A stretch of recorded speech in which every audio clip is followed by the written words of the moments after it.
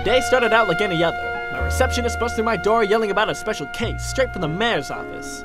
I don't know why she's surprised. I'm the best goddamn detective this town's ever seen. The case? Stolen jewels from right underneath the mayor's nose. I need an appointment with the mayor ASAP. I have some words for her if I'm gonna start this investigation. Don't tell me you're taking another case, Fabulous. Sandra, what on earth are you doing here? Well, I came just to surprise you. I thought maybe you'd like to see your wife for once. But then I come in here and your receptionist is telling me not to go in because of some case. What's going on here, Fabulous? I received an urgent case from the mayor's office. His jewels have been stolen. Screw his jewels, Fabulous! What about me? What about us? Are those little jewels really more important than this? Sweetie, I'm the best goddamn detective this town's ever seen. If I don't do this job, then who else will?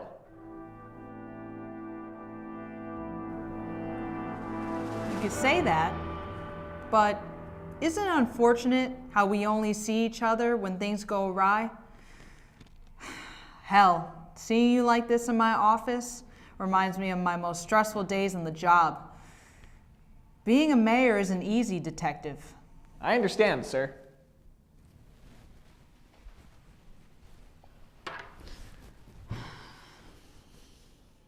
Anyway, I assumed you read the case files I sent you.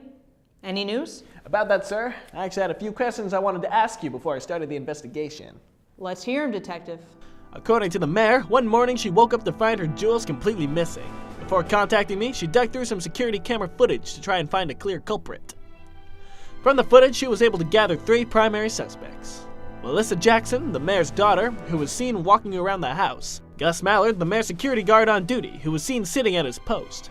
And Jessica Jennings, an ex-convict who was seen walking around the house. The mayor's a smart woman. I'll have no problem with this case. You can count on me, sir. I'm on the case. I just have one last question for you. Well, detective, what is it? Is your daughter free tonight? My first suspect is none other than the mayor's daughter, or as she's more commonly known, Melissa Jackson. According to the mayor's file, Melissa is a high school student here in town. Excellent grades, local athlete, and no previous criminal record. But that proves nothing. Some of the most dangerous criminals were students at one point. Only time will tell. Do you know why you're here, Melissa? Kind of. Because I think you stole some of the most valuable jewels this side of the state's ever seen. What? Don't play dumb with me, kid. We both know why you're here. Sir, That's detective to you. could we just get to those? I have a lot of homework I have to do tonight.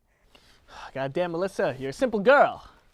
Security camera footage caught you snooping around the crime scene the night of the theft, around midnight. Care to explain? Melissa was a tough cookie. All I learned from talking to the girl was that she had some sort of test the next day, which explained why she was up so late at night. She was a smart girl, probably got it from her mother. I still didn't believe her until she said, Look, I didn't take them, but I can tell you something interesting about Gus. Ah, Gus, the security card. Continue, please. A few days before the robbery, I heard Gus and my dad talking. He was asking for a bigger pay. A bigger pay, huh? All I'm saying is he must have been pretty desperate for money if he was asking my dad for it. All right, Melissa, I think that's enough. Thank you for your time, but don't think you're off the hook. You're still a prime suspect in this investigation. Understood, Detective. I'm not convinced Melissa's innocent, but I don't have time to second guess myself. I have other suspects to attend to. Next on my list is Gus Mallard, one of the mayor's security guards. He was seen on the security tapes, and according to Melissa, he's got a clear motive. I can't be too cocky, though. It's another man of the law. You know what they say, though. Some of the most dangerous criminals were once security guards. Not to mention the man was late to the interrogation. Doesn't he know first impressions are the most important? The man's on thin ice. I'm dearly sorry for the wait, Detective. I was just helping my kids out with homework and I just lost track of time. It's no problem, I assure you. But just know that your tardiness tells me you're nothing but guilty. You got kids, Detective? Whoa, whoa, whoa. I'll be the one asking questions here. Tell me, Mallard, what were you up to the night of the incident? I was at the mayor's house. So you admit it, huh? What? What are you going on about, Detective? Of course I was at the mayor's house. I was on shift. On shift, huh? Likely alibi. All right, Mallard. You can just call me Gus, Detective. All right, Gus, if you say so. But don't think you can get away with calling me anything but Detective, you hear? Understood, Detective. Anyway, Gus, next question. Mallard's a simple guy. Proud father, hard worker. The man surprised me when he admitted to requesting a raise. That was some heavy evidence against him. He caught me off guard with a strange question, though. Tell me, Detective, what's more important than some priceless jewels? A lot of things, Mallard. Get to the point. A father, Detective, that's what. If I really did steal those jewels and went to jail, who the hell would look after my pride and joy? Detective, in my house right now are the two most important things in the world to me. I would never do something so stupid as to get myself locked up in a jailhouse and leave them to fend for themselves. All right, Gus. All right. I believe you. I believe you. All right, Gus. I believe that's all the questions I have for you, but just remember, you'll always be a suspect. Understood, Detective. Who are you going to see next? What's it to you, Gus? Well, I'm just curious. I'm about to have a chat with Jessica Jennings. You don't mean JJ the Sharp, do you? Afraid so, Gus. Be safe, Detective. Ever since she's been out of prison, I've seen her walk around every night. Is that so? I'll remember that. Right after Mallard left, I had to quickly get ready for my interrogation with Jessica. But unfortunately for me, that's when the phone started ringing. This is Fabulous. Hello, Fabulous. Ah, Sugar. What are you calling about? Well, Fabulous, I was wondering if you've changed your mind about this whole job you've got. Sweetie, if I'd changed my mind about my job, I'd be 50 miles down the I-105 with a cigar and a dream. It's always work with you, Fabulous. Suspects this, and culprits that. Do you even remember we're married? Yeah, of course I remember. Look, darling, I've got a suspect to meet not too long from now, and I can't be distracted. You're hanging up? Of course I'm hanging up. I'm on the case. Fabulous, don't you see what's happening here? When was the last time we actually talked together, like we used to? When was the last time you kissed me or... Years ago, you told me you didn't care about all that stuff. Just as long as we're together. That's the problem, Fabulous. We aren't together anymore.